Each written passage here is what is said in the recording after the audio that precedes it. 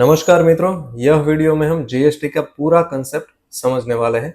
तो एक सिनेरियो हमने लिया है, आइए पहले उसे समझते हैं। कोई एक मैन्युफैक्चरर एक प्रोडक्ट बनाता है, वहां से हमने शुरू किया है। अब वह मैन्युफैक्चरर डिस्ट्रीब्यूटर को यह प्रोडक्ट 10,000 प्लस 12% जीएसटी यानी कि 1200 और टोटल 11,200 के बिल अमाउंट में डिस्ट्रीब्यूटर को बेचता है। वहीं डिस्ट्रीब्यूटर 10,000 के ऊपर 5,000 अपना मार्जिन यानी कि 15,000 प्लस 12% यानी कि 1800 टोटल 16,800 के जीएसटी अमाउंट में होलसेलर को बेचता है। यही होलसेलर 15,000 के ऊपर 5,000 अपना मार्जिन यानी कि 20,000 और उसके ऊपर 12% जीएसटी यानी 2400 टोटल 22,400 रुपए के बिलिंग अमाउंट में रिटेलर को बेचता है। और रिटेलर यही प्रोडक्ट एंड कस्टमर को एंड यूजर को 25,000 प्लस 12% जीएसटी यानी कि 3,000 टोटल 28,000 के बिलिंग अमाउंट में कस्टमर को बेच रहा है। तो सबसे पहले हम इसमें जीएसटी का कैलकुलेशन समझते हैं। ये जो मैन्युफैक्चरर है उसने 1,200 रुपया जीएसटी के नाम से कलेक्ट किया डिस्ट्रीब्यूटर से और यह 1,200 रुपया वह गवर्नमेंट को पे करने के लिए जाएंगे।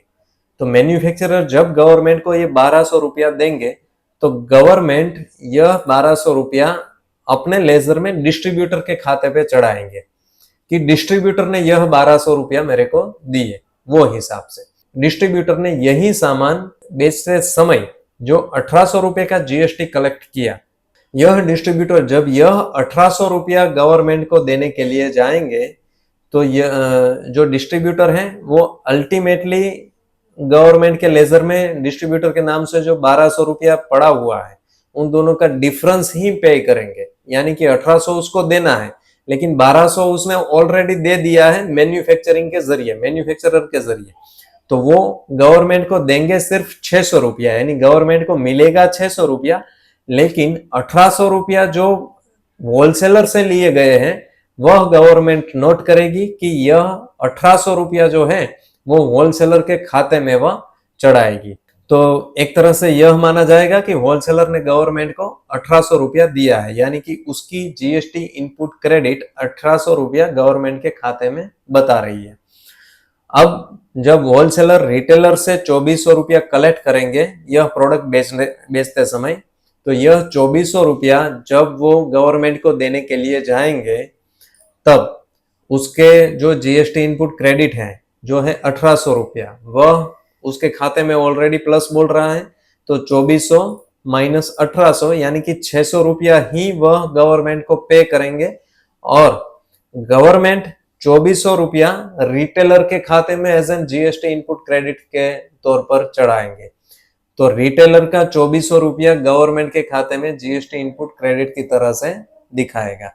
अब जब रिटेलर एंड कस्टमर को जब यह सामान बेचेंगे और 3,000 रुपया उनसे कलेक्ट करेंगे और जब वह यह 3,000 रुपया गवर्नमेंट को देने के लिए जाएंगे तब उसका जो 2,400 रुपए का जीएसटी इनपुट क्रेडिट ऑलरेडी पड़ा हुआ है वो उसको माइनस करवाएंगे और उन दोनों का डिफरेंस 600 रुपया वह गवर्नमेंट को पे करेंगे। और इसमें जो एंड कस्टमर होता है उसके पास कोई जीएसटी नंबर वगैरह नहीं होता है, तो उसके खाते में कोई जीएसटी इनपुट क्रेडिट नहीं चढ़ती है, नहीं दिखाती है। तो इस तरह से अब हम गवर्नमेंट की नजर से देखें तो गवर्नमेंट को सबसे पहले ट्रांजैक्शन में जो मिला वो था 1,200, दूसरे ट्रांजैक्शन में 600, तीसरे ट्रांजैक्शन में भी 600 और चौथे ट्रांजैक्शन में भी 600। इन सबका अगर हम टोटल मिलाएं तो गवर्नमेंट को मिला टोटल 3,000 रुपया, जो 3,000 रुपया कस्टमर ने यहां से उसको पे किया हुआ है। तो बीच में जो सारे लेजर सब बनते हैं वो क्या है, वह मैं इसी एग्जांपल में आपको दिखाता हूं कि फॉर एग्जांपल डिस्ट्रीब्यूटर ने जो 600 रुपया गवर्नमेंट को पे किया वह क्या था।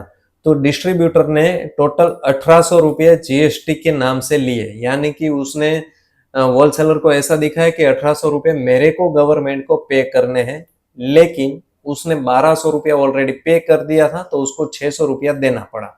यानी कि 1,800 रुपये उसने गवर्नमेंट को देने के लिए मांगे थे जो उसको मिल गए थे। बाकी का जो 600 रुपया है वह क्या है। अब डिस्ट्रीब्यूटर ने जो 10,000 में सामान लिया था वो उसने 15,000 में बेचा था, यानी कि 5,000 का उसका खुद का मार्जिन था। अब आप 5,000 का 12% निकालेंगे तो आपको मिलेगा 600 रुपया। यानी कि डिस्ट्रीब्यूटर ने सामान के अंदर जो भी अपना मार्जिन चढ़ाया या फिर जो भी अपना वैल्यू ऐड किया, वही वैल्यू एडिशन के ऊपर का परसेंटेज उसको अपने हैंड से गवर्नमेंट को पे करना होता है।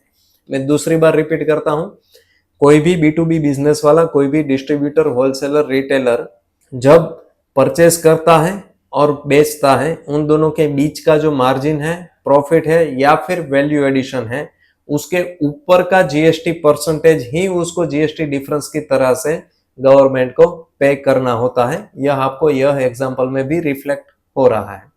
इसी तरह से होलसेलर ने यह सामान 20,000 में बेचा है, 15,000 में उसने खरीदा था, दोनों के बीच का मार्जिन था 5,000, तो कैलकुलेशन के हिसाब से उसको जो 600 रुपया पे करना है वो उसके मार्जिन का ही जीएसटी परसेंटेज है।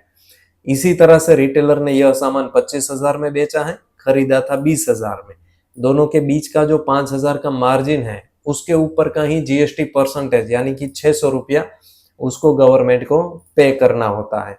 और गवर्नमेंट को जो अल्टीमेटली जो मिल रहा है यानी कि 3,000 जो उसको रुपया मिल रहा है, वह 3,000 अल्टीमेटली कस्टमर ने दिए हैं।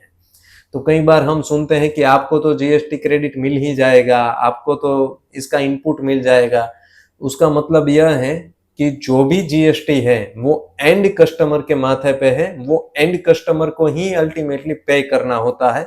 बाकी बीच में जो हम जीएसटी पे करते हैं उसका इनपुट क्रेडिट और वो कस्टमर से लेकर के गवर्नमेंट को देना होता है। अब एक यह कंफ्यूजन यह भी आता है कि ये जो लोग 600 रुपया बीच में से गवर्नमेंट को दे रहे हैं वो क्या है, वो किसकी जेब में से वह दे रहे हैं, यानी कि उसका इफेक्ट प्रॉफिट के ऊपर पड़ता है या नहीं पड़ता है, वो हम समझते हैं यह वाले में। सबसे पहले मान लो कि हमने जीएसटी को कहीं पे कैलकुलेट किया ही नहीं है, जीएसटी को हम फिलहाल इग्नोर कर रहे हैं, जीएसटी है ही नहीं ऐसा मान लेते हैं। तो फिर डिस्ट्रीब्यूटर ने यह जो चीज है वो 15,000 में बेची और 10,000 में खरीदी, उसका जो प्रॉफिट मार्जिन था वह था 5,000। उसी तरह से होलसेलर ने 20,000 में बेची, 15,000 में खरीदी, उसका प्रॉफिट मार्जिन 5,000। सेम रिटेलर ने 25,000 में बेची, 20,000 में खरीदी और उसका प्रॉफिट मार्जिन 5,000। तो इसमें तीनों का प्रॉफिट मार्जिन 5,000 है अगर हम जीएसटी को इग्नोर करें तो। अब यह चीज ओके है, सबको समझ में आ गई है। अब जब जीएसटी के कैलकुलेशन लोग करते हैं तो कहीं ना कहीं वो प्रॉफिट में कंफ्यूजन क्रिएट करते हैं कि यह पैसा जो हम गवर्नमेंट को दे रहे हैं आखिर में है क्या, किसकी जेब से जा रहा है, उसका कैलकुलेशन अब हम देखते हैं। तो मान लेते हैं अब जीएसटी वाला जो बिल है, जो जेब से पैसा एक्चुअल में जा रहा है उसको हम कंसिडर कर रहे हैं, यानी कि डिस्ट्रीब्यूटर उसने 16,800 का बिल बनाया, उसकी जेब में आया 16,800 रुपया, उसने जेब से दिया था 11,200 रुपया अपने वेंडर को। अब दोनों के बीच का जो डिफरेंस है वो फिर बाद में वो गवर्नमेंट को देने के लिए गया। तो आप मानो 16,800 माइनस 11,200 जो उसने वेंडर को दिया था और 600 जो बाद में उसने गवर्नमेंट को पे किया। तो अब इन सबका आप कैलकुलेशन करोगे तो आपको प्रॉफिट मिलेगा 5,000। उसी तरह से हम देखते हैं होलसेलर का, तो होलसेलर ने 22,400 अपने रिटेलर से अपने अकाउंट में लिया, उसने अपने डिस्ट्रीब्यूटर को पे किया था अपने अकाउंट से 16,800 रुपया और अपने अकाउंट से वह बाद में 600 रुपया गवर्नमेंट को पे किया।